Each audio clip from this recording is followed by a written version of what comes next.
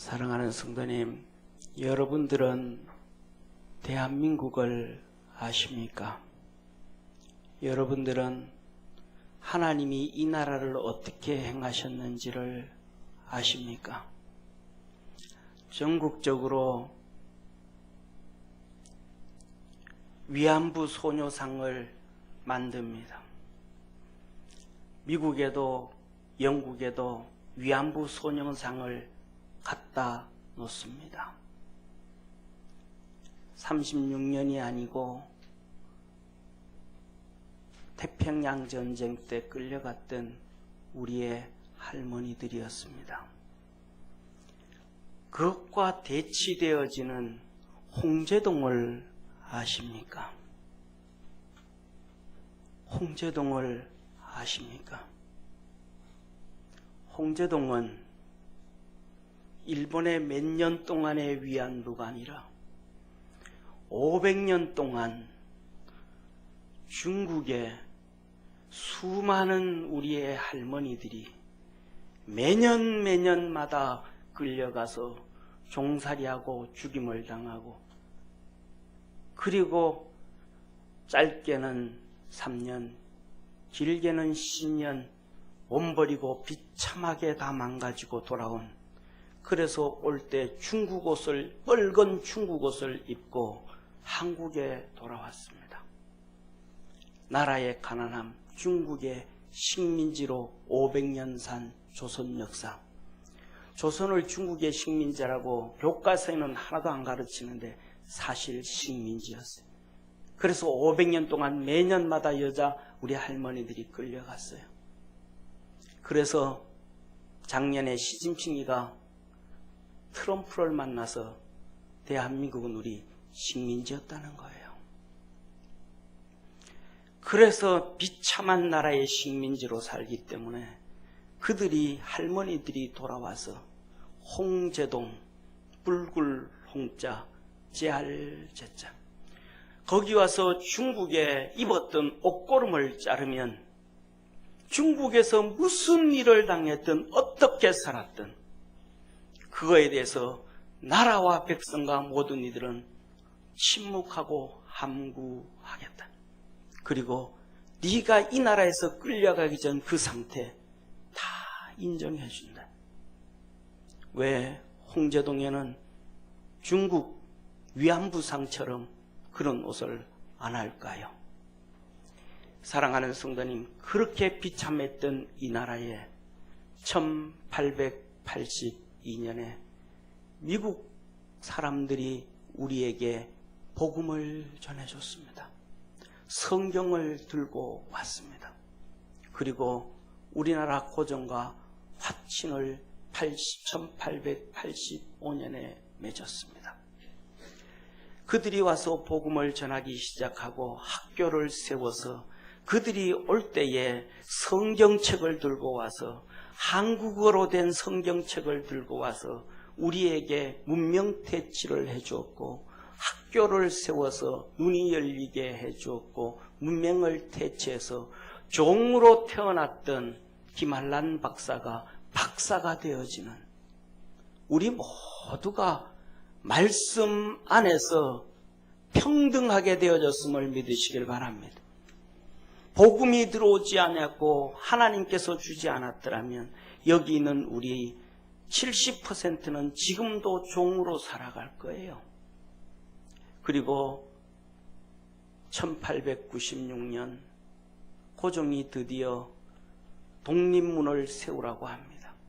그 독립문을 세울 때 선교사들이 세웠던 배제학당의 학생들이 기공식에 찬송을 부릅니다.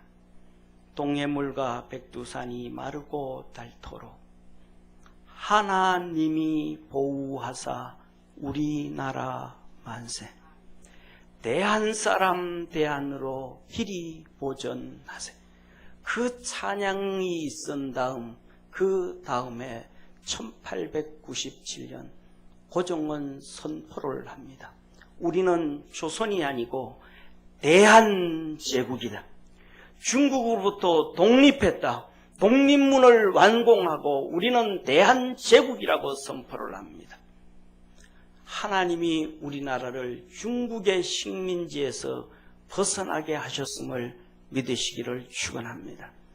그리고 다시 13년 후에 일본의 식민지가 되고 1945년 8월 15일 하나님은 우리에게 복음을 주었던 미국 사람들로 인하여 다시 광복을 주셨습니다.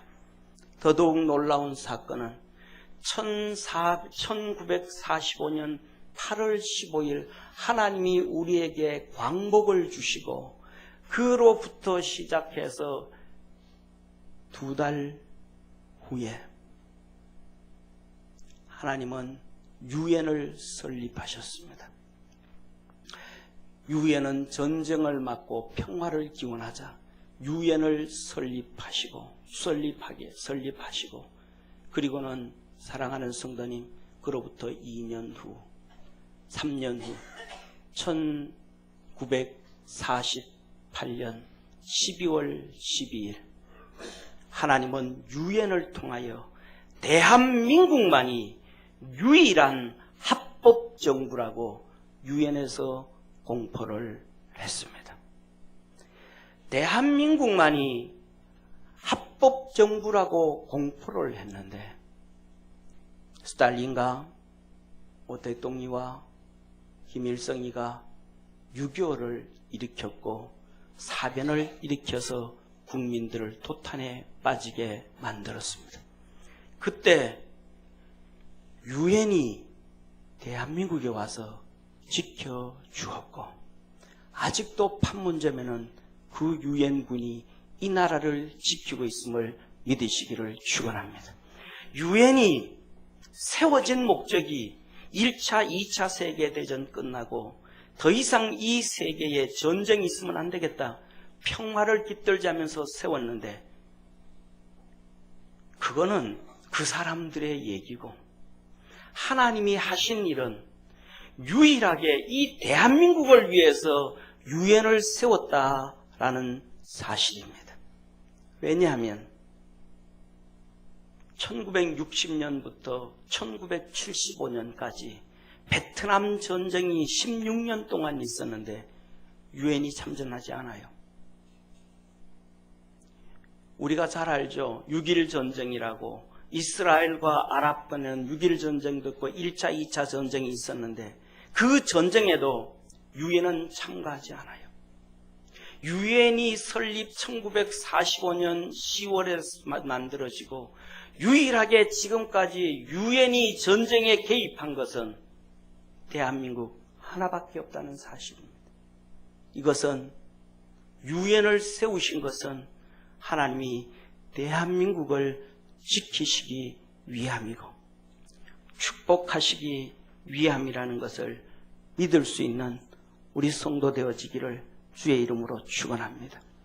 6.25 나라를 지키고 부와 자유를 물려준 열조들 먼 옛날이 아니고 그분들이 지금도 살아 계신데 그분들에 대해서 하나님에 대해서 오늘날에는 감사를 잊어버린 시대가 되어져 버렸습니다. 오히려 엄청난 핍박과 어려움을 준 북한 정권을 칭송하는 시대가 되어져 버렸고 이 나라는 비참한 시대 가운데 대통령들이 쫓겨나고 그래서 외국에서 임종을 맞이하고 총탄에 유경수 여사를 보내고 또 총탄에 대통령들이 가고 탄핵을 통해서 대통령이 물러나고 촛불부대니 태극기 부대니 양편으로 갈라져 있습니다. 하나님이 이 나라를 세워주셨는데 사랑하는 성도님 4년 전 월드컵, 지금 월드컵 기간이잖아요. 4년 전 월드컵, 8년 전 월드컵, 2002년 월드컵에 온 대한민국에 태극기로 가득 찼었는데 올해 월드컵에는 태극기가 사라져버렸습니다. 태극기를 들면 너 촛불 아니고 태극기 부대지. 양쪽이 갈라져서. 아니요. 태극기는 누구나 드는 것이에요. 태극기는 대한민국 국민이면 다 드는 거예요. 태극기는 외국 사람들도 대한민국을 응원할 때 태극기 들고 흔드는 태극기는 대한민국의 상징임을 믿으시길 바랍니다. 그런데 갈라져 버려 있는 상황. 하나님이 조선 500년 동안 식민지로 있던 우리를 건져주시고 일본 식민지에서 건져주시고 6.25 사병 공산주의로부터 건져주신 이 대한민국이 갈라져 있어요. 하나님이 기뻐하실까? 하나 되어질 수 있도록 기도할 수 있는 축복의 성도가 되었으면 좋겠습니다. 더 나아가서 하나님의 역사를 잊지 않고 그 고통 가운데 나라를 지켜주신 열조들에게 감사할 수 있는, 사랑하는 성도님, 우리가 독립한 것은 기적입니다. 인류 역사상 가장 큰 기적이에요. 가르치지를 않아서 그래요. 역사를. 티벳 있죠. 중국의 티벳. 중국의 청나라에 250년 식민지로 살았습니다. 그 위에 신장 위구르 중국의 식민지 230년으로 식민지했습니다. 그 위에 몽골 중국의 식민지 250년을 했습니다. 동북 삼성 전부 다 그랬습니다. 2차 세계대전이 끝나고 그 나라들이 다 하나도 독립을 못했어요. 전부 중국 땅 덩어리가 돼버렸어요. 그런데 그것보다가는 505년 동안 식민지했던 조선은 대한민국으로 독립한 것은 하나님의 어마어마한 역사를 믿으시길 바랍니다. 이건 기적이에요. 이거는 이룰 수 없는 사건을 하나님이 이루어 주신 거예요. 그래서 그 독립문을 세울 때 동해물과 백두산이 마르고 닳도록 하나님이 보호하사 우리나라 만세, 대한 사람 대한으로 길이 보전할세, 배제 학당들이 하나님 앞에서 독립문을 세우면서 기공식을 하면서 그것을 부르는 순간 그 다음에 고종은 대한제국이라고 선포하며 이 나라는 하나님이 세운 것을 증거해 주었습니다. 우리를 이렇게 축복하신 하나님께 영광의 박수 돌릴 수 있는 성도 되기를 바랍니다. 사랑하는 성도님, 오늘은 그 하나님께서 말씀 안에서 우리에게 말씀을 사랑하라고 합니다. 그 말씀이 우리에게 와서 우리의 모든 문명을 대체했고 그 말씀이 와서 우리에게 그렇게 떠드는 평등을, 종살이를 없앴고 귀족계층을 없애버리고, 전 세계 귀족계층 없는 나라 없어요. 지금도 영국에도 가면 민주주의라고 하면 뭐가 있어요? 경이 있어요. 왕자들이 있어요. 오스트리아도 있어요. 다 있어요.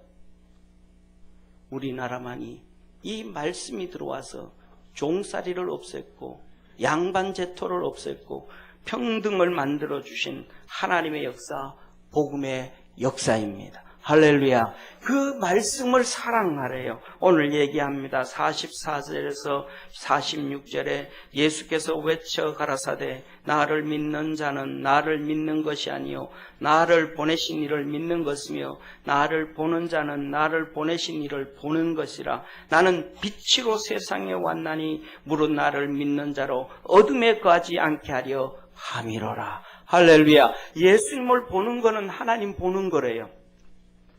예수님을 믿으면 하나님을 믿는 거래요. 예수의 말씀을 듣는 것은 하나님의 말씀을 듣는 거래요. 그래서 예수님은 이 세상에 빛으로 오셨다 그랬습니다.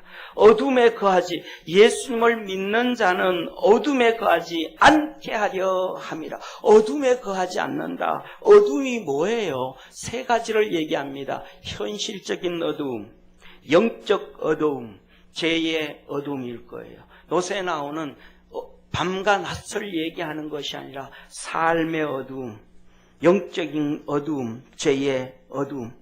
현실의 어두움은 어려움과 고통과 한숨과 질병과 여러 가지 많을 것입니다.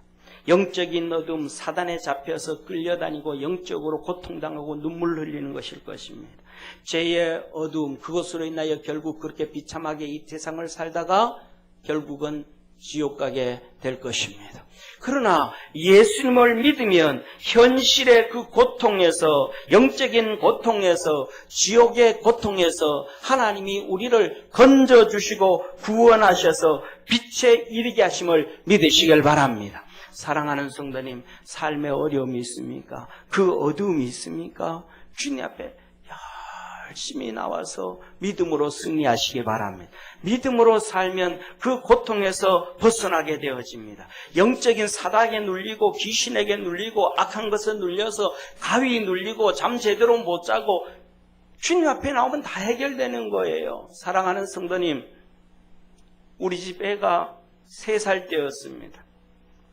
제가 개척을 했습니다. 3살짜리하고 2살짜리를 눕혀놓고 새벽 예배를 옵니다. 그리고 교회 와서 예배하고 기도 끝나면 보통 집에서 나올 때는 4시, 그리고 와서 집에 돌아가면 6시 40분 정도. 한 2시간 반 그냥 애들 둘을 재워놓고 옵니다. 근데 어느 하루 옷을 입고 막 나오려고 그러는데 큰 놈이 뻘떡 일어나서 얘기합니다. 아빠, 나도 따라갈래요. 동생 2살짜리는 자고 있는데 따라가는데 걔들 다시 준비하고 챙겨 나오자면 교회 와서 문 열어야 되는데 늦어요. 답이 안 나와요. 매일마다 그렇게 데려온다는 것은 더 심각한 문제예요. 그래서 그놈을 세워놓고 내가 무릎을 꿇고 손을 잡고 어깨에도 손을 얹고 물었어. 너 예수님 믿냐? 예수님 믿는다는 거예요. 그런데 왜 따라가려고 그랬냐? 자지 동생 데리고 자라. 왜 따라가려고 그랬냐 그랬더니 걔가 말이야. 아빠, 나 무서운 꿈 꿨어. 무서운 꿈 꿨다니. 무서운 꿈 꿨다니. 그래서 무섭다는 거예요. 따라간다는 거예요. 그래서 걔 어깨 손잡고 너 예수님 믿니? 예, 아빠, 예수님 믿어요. 예수님은 네 무서운 꿈 꾸는데 무서움보다 더 센 분이다. 더 위대한 분이다. 걱정 안 해도 된다. 너 기도할 줄 알지? 예수님, 내가 무서운 꿈 꿨는데요. 무서운 꿈 꾸지 않게 해주세요. 이 무서운 꿈 꾸게 되어지면 꿈속에서 예수님의 이름으로 명하니 너 무서운 귀신아 떠나가라 그러면 된다. 그럼 떠나간다. 예수님 무서운 꿈 꾸지 않게 해줄 수 있어요 하고 해주세요 하고 기도할 수 있냐? 그건 할 수 있겠대. 그럼 꿈 꾸면 귀신은 물러가라 그럴 수 있냐? 그거 할 수 있겠대. 괜찮아. 그럼 들어가자. 내가 아빠 기도해 줄게. 앞으로 그러면 무서운 꿈 절대로 안 꿔. 그리고 기도해줘서 들어가라 그래. 그거 들어가더라고요. 말 잘 듣더라고요. 그때는. 요새는 말 안 듣는데. 그 다음부터 한 번도 일어나서 새벽 예배 때 따라온다는 소리 안 해요. 어떤 데 가보면 거실에 불이 켜져 있어요. 화장실에 불이 켜져 있어요. 이놈이 자다가 일어나서 화장실 와서 오줌 누고 들어가서 자는 거예요. 사랑하는 성도님, 어둠에서 빛으로 나온 거예요. 할렐루야. 3살짜리도 기도하고 믿음으로 갔더니 하나님께서 꿈속의 무서움을 제거해 주시더라. 우리 삶 속의 어려움을 해결해 주시고 고통에서 벗어나게 하시고 하나님의 역사를 이루시는 분이 우리 주님이십니다. 우리 주님의 빛에 거할 수 있는 축복의 성도 되기를 축원합니다. 사랑하는 성도님, 오늘 본 말씀 49절 50절에 이렇게 말씀하셔요. 내가 내 자의로 말한 것이 아니요 나를 보내신 아버지께서 나의 말할 것과 이룰 것을 친히 명령하여 주셨으니 나는 그의 명령이 영생인 줄 아노라. 그러므로 나의 이르는 것은 내 아버지께서 내게 말씀하신 그대로 이루노라. 하나님이 주신 말씀은 영생인 줄 안다. 사랑하는 성도님, 그게 영생인 줄 예수님이 믿으세요. 그런데 심각한 것은 말씀은 잘하셨는데 문제는 예수님 본인에게 문제예요. 하나님이 주신 말씀은 전할 때는 좋았는데 기적과 이적을 행할 때는 좋았는데 예수님에게 하신 말씀이 문제였습니다. 채찍에 맞아야 됐고 고통에 빠져야 됐고 머리간에 가시관을 쓰셔야 됐고 십자가에 못 박혀 죽어야 됐어요. 이것은 생명이 아니고 저주예요. 채찍에 가시관에 고통에 눈물에 결국은 십자가에 못 박혀 죽는 거예요. 그런데 죽는 건데 십자가의 고통인데 그것이 예수님은 영생의 말씀인 줄 알았어요. 그래서 할 수만 있으면 이 잔을 옮겨 주옵소서 하지만 아버지의 뜻대로 하시옵소서. 그래서 예수님은 그 말씀대로 채찍에 맞으셨고 가시관을 쓰셨고 십자가에 죽으셨어요. 하나님의 말씀대로. 그런데 그 말씀이 영생이 되어서 그 예수 그리스도를 죽음에서 신령한 몸으로 부활시켰음을 믿으시길 바랍니다. 그 말씀이 영생의 말씀이라서 승천하게 해주셨고 그 말씀이 영생이라서 하나님 우편에 앉게 해주셨고 그 말씀이 영생이라서 하늘과 땅과 그 가운데 있는 모든 것들이 예수님의 이름에 무릎 꿇게 해주셨고 입이 있는 자는 누구든지 예수 그리스도를 주라 부르게 하셨다고 하셨습니다. 사랑하는 성도님, 하나님의 말씀은 우리에게 고통인 것처럼 힘든 것처럼 보이지만 그 말씀을 따라가고 나면 축복임을 믿으시기를 바랍니다.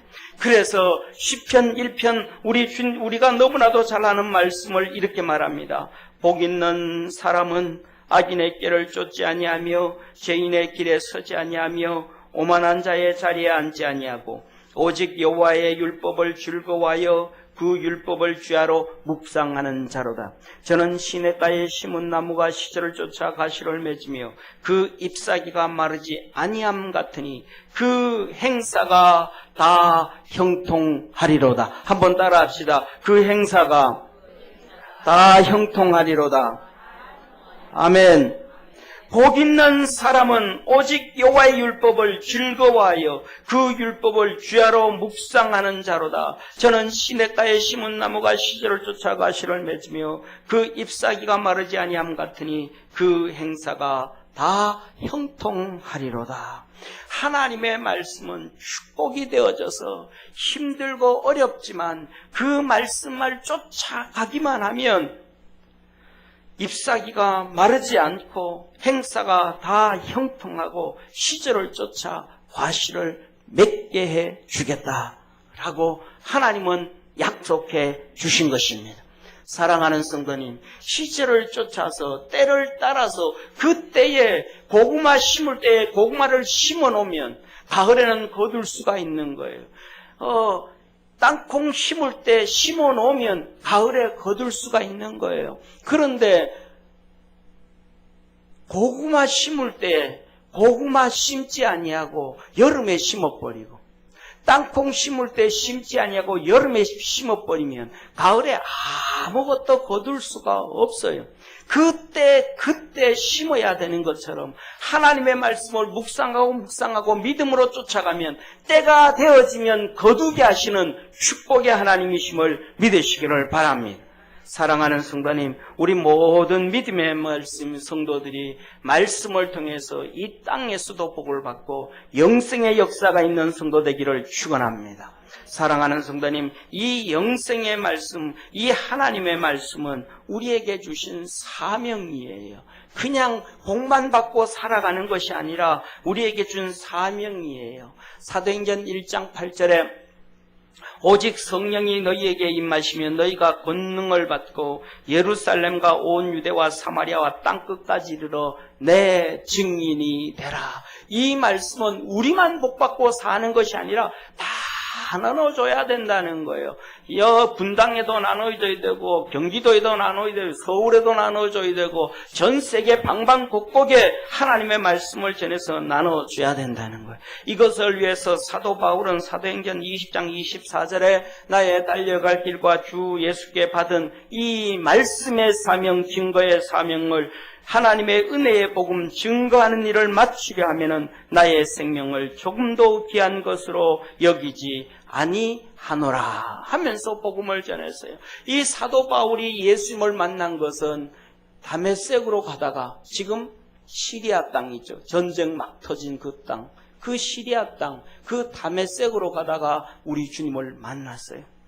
그 주님을 만났는데 주님 이 복음을 전하자면 한 10년은 교육받아야 되잖아요. 왜 복음 전하자면 어떤 사람들은 그래요. 10년 신앙생활하고 20년 신앙생활 했는데 복음 전해라 전도해라 그러면 나는 성경을 잘 몰라서요. 아니요. 예수 믿는 사람은 오늘 예수 믿으면 오늘 가서 예수 믿으세요 하면 되는 거예요. 할렐루야. 그분이 우리의 빛입니다 라면 되는 거예요. 사도 바울이 다메섹에서 그렇게 하고는 그 다음에는 대번 전해요. 어떤 사람은 우리 기도합시다. 금식 기도 좀 한번 합시다. 그러면 목사님 저는요 믿음이 없어서 금식은 못합니다. 아니요. 금식은요 예수 안 믿는 사람도 할 수 있어요. 금식은요 예수 안 믿는 사람도요 하나님 나 이 문제가 힘들고 어려워요. 내 이 문제 해결해 주세요 하고 대부분 금식할 수 있어요. 바울이 그런 사람이에요. 다메섹 도상이 다메섹으로 가다가 다메섹 입구에서 예수님을 만나고 다메섹에 들어가서 대번 3일 금식을 해요. 그리고 눈이 열리고 하나님의 은혜를 받고 난 다음에는 4일째 되는 날, 3일째 되는 날부터 대번 전도해요. 그래서 그 사람들을 제자 삼아요. 그래서 예수 믿으라, 예수 믿으라, 예수 믿으라. 그래서 그 사람들 제자 삼아요. 그런데 다메섹의 유대인들이 바울을 죽이려고 해요. 그랬더니 제자들이 바울을 광주리에 담아서 예루살렘 성 바깥으로 피신을 시켜요. 그래서 그가 아라비아 시내산에 가서 3년 동안 기도하며 주님을 또 만나고 훈련받아요. 사랑하는 성도님, 복음 전하는 것은 당장 하는 거예요.